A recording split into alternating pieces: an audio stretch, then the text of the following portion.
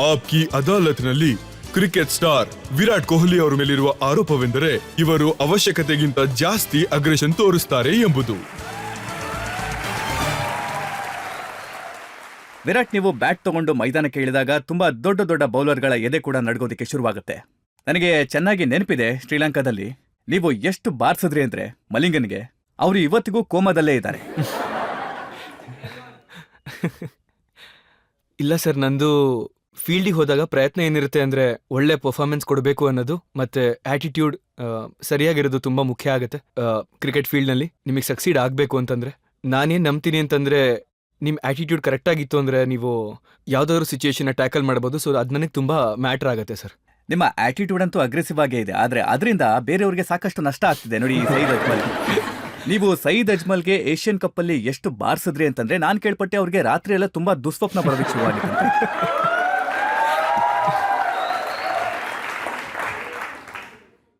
ಇದನ್ನ ಕೇಳ್ತಿದ್ರೆ ಜೋಕ್ ಅಂತ ಅನ್ಸುತ್ತೆ, ಆದರೆ ನಾನು ಅವಾಗಲೇ ನಿಮಗೆ ಹೇಳ್ದಂಗೆ ಈ ಥರ ವಿಷಯಗಳು ನಡೀತಾ ಇರುತ್ತೆ ಸರ್. ಒಬ್ಬ ಬೌಲರ್ ನಿಮ್ಮನ್ನ ತುಂಬ ಸಲ ಔಟ್ ಮಾಡಿಬಿಟ್ಟಿರ್ತಾರೆ. ಸೊ ಅವತ್ತು ನನ್ನ ಟೈಮ್ ಚೆನ್ನಾಗಿತ್ತು. ಸೊ ನಾನು ನಿಮ್ಗೆ ದಿನ ಚೆನ್ನಾಗಿತ್ತು ಮತ್ತೆ ಅಜ್ಮಲ್ಗೆ ಕೆಟ್ಟಾಗಿತ್ತು. ಹಾ, ಆ ಥರ ಹೇಳ್ಬೋದು ಸರ್. ಮತ್ತೆ ಆಸ್ಟ್ರೇಲಿಯಾದಲ್ಲಿ ಇಂಡಿಯನ್ ಟೀಮ್ನ ಎಲ್ಲರ ದಿನ ಕೆಟ್ಟದಾಗಿತ್ತು. ಪ್ರತಿ ದಿನ ಹೊಡೆಸ್ಕೋತಾ ಇದ್ರು. ನೀವು ಸೆಂಚುರಿ ಮಾಡೋದಕ್ಕೆ ಹೇಗ್ ಸಾಧ್ಯ ಆಯ್ತು, ನಿಮ್ಮ ದೊಡ್ಡ ದೊಡ್ಡ ಸೀನಿಯರ್ಸ್ ಕೂಡ ಮಾಡಕ್ಕಾಗದೇ ಇದ್ದಾಗ? ಅದು ಸರ್, ಅದು ತುಂಬ ಟಫ್ ಟೈಮ್ ಆಗಿತ್ತು ನಮ್ಮ ಇಡೀ ಟೀಮ್ಗೆ. ಮತ್ತು ತುಂಬ ಇಂಪಾರ್ಟೆಂಟ್ ಇತ್ತು. ಯುನೋ, ಇವಾಗ ಮನುಷ್ಯ ಅವನ ಜೊತೆ ಅವನೇ ಮಾತಾಡ್ಕೋತಾನೆ, ಗೊತ್ತಾ, ಏನು ಮಾಡಬೇಕು, ಯಾವ ಥರದ್ದೊಂದು ಮೈಂಡ್ಸೆಟ್ ಇರಬೇಕು ಅಂತ. ಸೊ ನಾನು ನನ್ನ ಜೊತೆ ನಾನು ಮಾತಾಡ್ಕೋತಾ ಇದ್ದೆ, ಅಂದರೆ ಬೇರೆಯವ್ರ ಮಾತು ಕೇಳೋದಕ್ಕಿಂತ ಹೆಚ್ಚಾಗಿ. ಸೊ ತುಂಬ ಹೆಲ್ಪ್ ಸಿಕ್ತು ನನಗೆ, ಮೆಂಟಲ್ ಸ್ಟ್ರೆಂತ್ ಸಿಕ್ತು ನನಗೆ. ಮತ್ತು ನೀವು ಆ ಥರದ ಸಿಚುವೇಶನ್ಸಲ್ಲಿ ಪರ್ಫಾರ್ಮ್ ಮಾಡಿದಾಗ ನಿಮ್ಮ ಕಾನ್ಫಿಡೆನ್ಸ್ ತುಂಬಾ ಜಾಸ್ತಿ ಆಗೋಗುತ್ತೆ. 2012ರಿಂದ ಇಲ್ಲಿ ತನಕದ ರೆಕಾರ್ಡ್ ನೋಡಿದ್ರೆ ನೀವು 5 ಸೆಂಚುರಿ ಮಾಡಿದ್ದೀರಾ. ಒಂದ್ ವೇಳೆ ಬೇರೆ ಪ್ಲೇಯರ್ಸ್ ಅನ್ಕೋತಾ ಇರ್ಬೋದಾ, ಎಲ್ಲ ಆಟ ಇವನೇ ಆಡ್ತಾ ಇದ್ದಾನೆ, ನಮ್ಗೆ ಅವಕಾಶನೇ ಸಿಗ್ತಿಲ್ಲ ಅಂತ? ಆ ಥರ ಯೋಚನೆ ಮಾಡ್ತಾರೆ. ಆ್ಯಂಡ್ ಆ ಥರ ನಾನು ಆಡ್ತಾ ಇದ್ದೀನಿ ಅಂತಂದರೆ ಅದು ಒಳ್ಳೇದೇನೆ ಬಿಡಿ. ಟೀಮಿಗೆ ಒಳ್ಳೇದಾಗಬೇಕು ಅಂದರೆ ಎಲ್ಲರದು ಅದೇ ಏಮ್ ಇರುತ್ತೆ ಫೈನಲಿ. ಆ್ಯಂಡ್ ಎಲ್ಲಿವರೆಗೂ ನನ್ನ ಕೈಲಿ ಆಡೋಕ್ಕಾಗುತ್ತೋ ಟೀಮ್ಗೋಸ್ಕರ ಅಲ್ಲಿವರೆಗೂ ನಾನು ಆಡೋಕ್ಕೆ ಇಷ್ಟಪಡ್ತೀನಿ. ನೀವು ದೊಡ್ಡ ಇನ್ನಿಂಗ್ಸನ್ನು ಆಡ್ತೀರಾ, 183 ಮಾಡ್ತೀರಾ, 128 ಮಾಡ್ತೀರಾ, 177 ಮಾಡ್ತೀರಾ. ಆದರೆ ಇಷ್ಟು ದೊಡ್ಡ ಆಟ ಆಡಿದ ನಂತರ ಕೂಡ ಔಟ್ ಆದ್ಮೇಲೆ ಬ್ಯಾಟನ್ನು ಕೆಳಗೆ ಕುಕ್ಕುತ್ತೀರಾ. ಇದು ಸರ್ ನನಗೆ ಚಿಕ್ಕ ವಯಸ್ಸಿಂದ ಒಂದು ಅಭ್ಯಾಸ ಇದೆ. ಅದು ನಾನೀಗ ಆಟ ಆಡ್ತಾ ಇರೋದು ಅದು ನನ್ನ ಪ್ಯಾಷನ್ನು.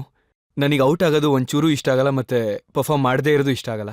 ಇವಾಗ ಅದು ಸೆಂಚುರಿ ಆದಮೇಲೆ ಆಗಿರ್ಬೋದು ಅಥವಾ ಝೀರೋಲ್ ಆಗಿರ್ಬೋದು, ನಂಗೆ ಅಷ್ಟೇ ಕೋಪ ಬರುತ್ತೆ. ಯಾಕಂದರೆ ನಾವು ಪ್ರಯತ್ನ ಪಡೋದು ಟೀಮ್ನ ಕಂಪ್ಲೀಟಾಗಿ ಗೆಲ್ಲಿಸ್ಬೇಕು ಅಂತಾನೆ. ಸೊ ಅದಾಗಲಿಲ್ಲ ಅಂತಂದಾಗ ಕೋಪ ಬಂದೇ ಬರುತ್ತೆ ಸರ್. ಸ್ವಲ್ಪ ಸಿಟ್ಟು ಬರುತ್ತಾ? ಆದರೆ ನಾನು ಕೇಳ್ಪಟ್ಟಿದ್ದೀನಿ ನೀವು ಸಿಟ್ಟು ಬಂದಾಗ ತುಂಬ ಬೈತೀರಾ ಅಂತ.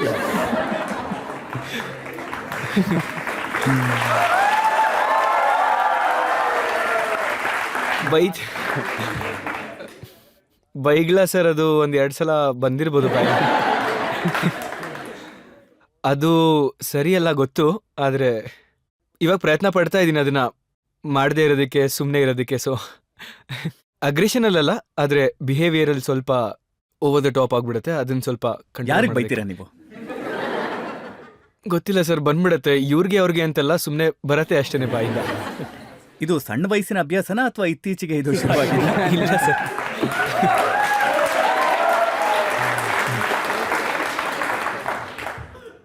ಸರ್ ಇದು ನಮ್ಮ ಸಂಘದ ಮೇಲೆ ಡಿಪೆಂಡ್ ಆಗುತ್ತೆ, ನಾವು ಯಾರ ಜೊತೆ ಇರ್ತೀವೋ.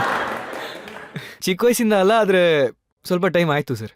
ನಾನು ಕೇಳ್ಪಟ್ಟೆ ನೀವು 9-10 ವಯಸ್ಸಿನವರಿದ್ದಾಗ, ನೀವು ಆಗಷ್ಟೇ ಕ್ರಿಕೆಟ್ ಆಡೋದಕ್ಕೆ ಶುರು ಮಾಡಿದಾಗ ನಿಮ್ಮ ತಂದೆಯವರು ರಾಜ್ಕುಮಾರ್ ಶರ್ಮಾ ಅವ್ರ ಹತ್ರಕ್ಕೆ ಕರ್ಕೊಂಡು ಹೋಗಿದ್ರು. ಆಗ್ಲೂ ನಿಮಗೆ ಇಷ್ಟೇ ಕೋಪ ಇತ್ತು, ನೀವು ನಿಮ್ಮ ಬ್ಯಾಟನ್ನು ಮುರಿದು ಹಾಕ್ಬಿಡ್ತಾ ಇದ್ರಿ. ಎಷ್ಟು ಬ್ಯಾಟನ್ನು ಮುರಿದು ಹಾಕಿದ್ರಿ ಅಂತಂದ್ರೆ, ಚಳಿಗಾಲದಲ್ಲಿ ಚಳಿ ಕಾಯಿಸ್ಕೊಳ್ಳೋದಕ್ಕೆ ಏನೂ ಸಿಕ್ಕಿಲ್ಲ ಅಂದ್ರೆ ಬ್ಯಾಟನ್ನೇ ಹಾಕ್ಬೋದಿತ್ತು ಒಲೆಗೆ. ಹಾಂ, ತುಂಬ ಬ್ಯಾಟ್ ಹೊಡೆದಾಕಿದ್ದೀನಿ ಸರ್ ನಾನು. ನನಗೆ ನೆನಪಿರೋ ಹಾಗೆ ನಂಗೆ ಚಿಕ್ಕ ವಯಸ್ಸಿಂದ ಅಭ್ಯಾಸ ಇದೆ. ಒಳ್ಳೆ ಅಭ್ಯಾಸ ಅಲ್ಲ, ತುಂಬ ಲಾಸ್ ಮಾಡಿಸಿದ್ದೀನಿ ನಾನು ನಮ್ಮ ಮನೆಯವ್ರಿಗೆ. ಆದರೆ ಇಟ್ಸ್ ಓಕೆ, ಆ ಥರದ ಆ್ಯಟಿಟ್ಯೂಡ್ ಇರಬೇಕು ಸರ್.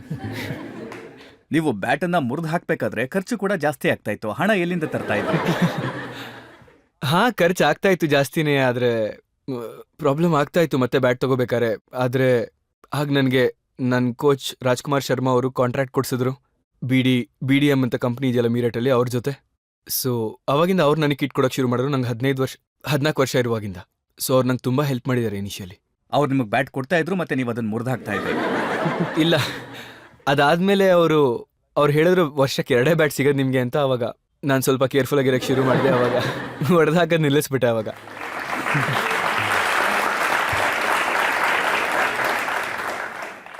ವಿರಾಟ್, ನಿಮಗೆ ಕ್ರಿಕೆಟ್ನ ಪ್ಯಾಷನ್ ಬಹಳ ಸಣ್ಣ ವಯಸ್ಸಿಂದಾನೇ ಇದೆ, ನಾನು ನೋಡಿದ್ದೀನಿ.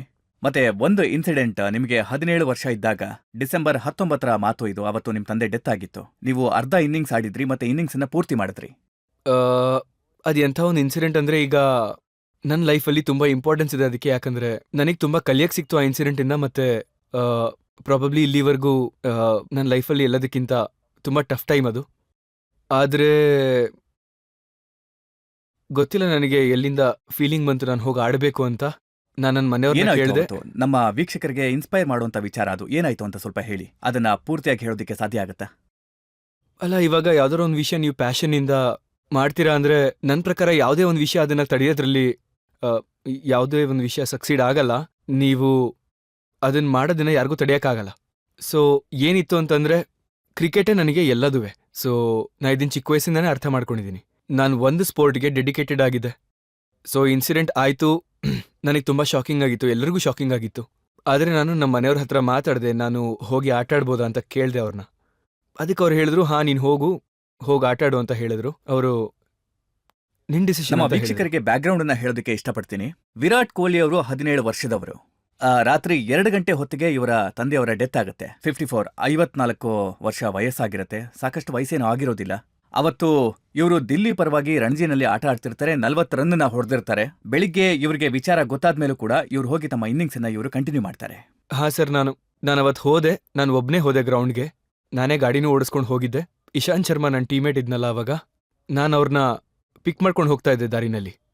ಸೊ ಡೈಲಿ ನಂದು ನಾರ್ಮಲ್ ಬಿಹೇವಿಯರ್ ತುಂಬ ರೇಕ್ಸೋ ಥರ ಇರ್ತಿತ್ತು. ಆದರೆ ಅವತ್ತು ನಾನು ತುಂಬ ಶಾಕಲ್ಲಿದ್ದೆ. ಸೊ ಏನೂ ಮಾತಾಡಲಿಲ್ಲ. ಸೊ ಅವರು ಏನಾಯಿತು ಅಂತ ಕೇಳಿದ್ರು. ನಾನು ಅವ್ರಿಗೆ ಹೇಳಿದಾಗ ಅವರು ತುಂಬ ಶಾಕ್ ಆದರು. ಮತ್ತು ಇಡೀ ಟೀಮ್ ಅವ್ರಿಗೆಲ್ಲರಿಗೂ ಅವರೇ ಹೇಳಿದ್ರು ವಿಷಯನ. ಸೊ ಅವರು ಎಲ್ಲರೂ ನನ್ನ ಹತ್ರ ಬಂದು ಹೇಳಿದ್ರು, ನಿನ್ನ ಡಿಸಿಷನ್ನು, ಆಡಬೇಕು ಅಂತಂದರೆ ಆಡು, ಇಲ್ಲ ಅಂತಂದರೆ ನಿನ್ನ ಮನೆಗೂ ಹೋಗ್ಬೋದು. ಆದರೆ ಒಳಗಡೆಯಿಂದ ಒಂದು ಫೀಲಿಂಗ್ ಇತ್ತು, ನಾನು ಆಡ್ತಾ ಇದ್ದೀನಿ ಅಂತಂದರೆ, ಒಂದು ಮ್ಯಾಚ್ ಆಡ್ತಿದ್ದೀನಿ ಅಂದರೆ ಕಂಟಿನ್ಯೂ ಮಾಡಬೇಕು, ಅದನ್ನು ಮುಗಿಸ್ಬೇಕು ಅಂತ. ಸೊ ಅವತ್ತು ಆಡಿದೆ. ನಾನು ಬೆಳಗ್ಗೆ 90 ರನ್ಸ್ ಹೊಡೆದು ಔಟ್ ಆದೆ ಅವತ್ತು. ಮತ್ತು ಟೀಮ್ ಸೋಲೋದನ್ನು ನಾನು ತಪ್ಪಿಸ್ದೆ ಅವತ್ತು. ಸೊ ಅವತ್ತು ಲೈಫಲ್ಲಿ ತುಂಬ ಕಲಿಯಕ್ಕೆ ಸಿಕ್ತು ನನಗೆ. ಬಿಕಾಸ್ ನೀವು ಯಾವುದಾದ್ರೂ ಒಂದು ವಿಷಯದ ಬಗ್ಗೆ ಡೆಡಿಕೇಟೆಡ್ ಆಗಿ ಇದ್ದರೆ, ಆಗ ನೀವು ಅದ್ರ ಬಗ್ಗೆ ಪೂರ್ತಿ ಡೆಡಿಕೇಶನ್ ತೋರಿಸ್ಬೇಕು. ಯಾವುದೇ ವಿಷಯನೂ ನಿಮ್ಮನ್ನು ಡಿಸ್ಟ್ರಾಕ್ಟ್ ಮಾಡಲ್ಲ ಅಂತ. ಇದು ಬಹುಶಃ ರೇರ್ ಎಕ್ಸಾಂಪಲ್ ಆಗುತ್ತೆ ಕ್ರಿಕೆಟ್ನ ಇತಿಹಾಸದಲ್ಲಿ. ಒಬ್ಬ 17 ವರ್ಷದ ಹುಡುಗ ಆತನ ತಂದೆಯ ಸಾವಿನ ನಂತರ ಕೂಡ ಆಟನ ಮುಂದುವರಿಸ್ತಾನೆ. 90 ರನ್ಗಳನ್ನ ಹೊಡಿತಾನೆ. ಅದಾದ ನಂತರ ಅಂತ್ಯೇಷ್ಟಿಗೆ, ಫ್ಯೂನರಲ್ಗೆ ಅಂತ ಹೋಗ್ತೀರಾ? ಹಾಂ, ಮ್ಯಾಚ್ ಮುಗಿಸ್ಕೊಂಡು ನಾನು ಫ್ಯೂನರಲ್ಗೆ ಹೋಗಿದ್ದೆ. ಆಮೇಲೆ ನನಗೆ ಅವತ್ತು ಇಡೀ ದಿನ ನನ್ನ ಜೊತೆ ಏನಾಗಿದೆ ಅಂತಲೇ ಅರ್ಥ ಆಗಲಿಲ್ಲ ಸರ್. ನನಗೆ ಬರೀ ನಾನು ಕ್ರಿಕೆಟ್ ಆಡ್ಬೇಕಾದ್ರೆ ಮಾತ್ರ ನನ್ನಲ್ಲಿ ಸೆನ್ಸ್ ಇತ್ತು ಅವತ್ತು. ಅದನ್ನು ಬಿಟ್ಟು ನನಗೆ ಹೋಶೇ ಇರಲಿಲ್ಲ ನನ್ನ ಸುತ್ತಮುತ್ತ ಏನು ನಡೀತಾ ಇದೆ ಅನ್ನೋದು.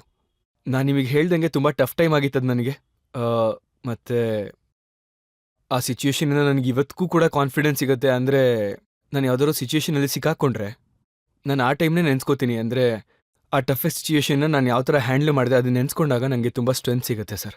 ನೀವು ಹೇಳಿದ್ದು ಖಂಡಿತವಾಗ್ಲೂ ಒಳ್ಳೆ ವಿಚಾರನೇ. ತುಂಬಾ ಡಿಫಿಕಲ್ಟ್ ಆದಂಥ ವಿಚಾರನ ನೀವು ನಿಮ್ಮ ಜೀವನದಲ್ಲಿ ಹ್ಯಾಂಡಲ್ ಮಾಡಿದ್ದೀರಾ. ನನಗನ್ಸುತ್ತೆ ದೇಶಕ್ಕೆ ಯಾವುದೇ ಡಿಫಿಕಲ್ಟ್ ಸಮಯ ಬಂದಾಗ್ಲೂ ಕೂಡ ವಿರಾಟ್ ಕೊಹ್ಲಿ ಅದಕ್ಕೆ ಹೆಲ್ಪ್ ಮಾಡ್ತಾರೆ. ಹೋಪ್ಫುಲಿ ಐ ವಿಶ್ ನನ್ನ ಕೈಲಿ ಮಾಡೋಕ್ಕಾಗತ್ತೆ.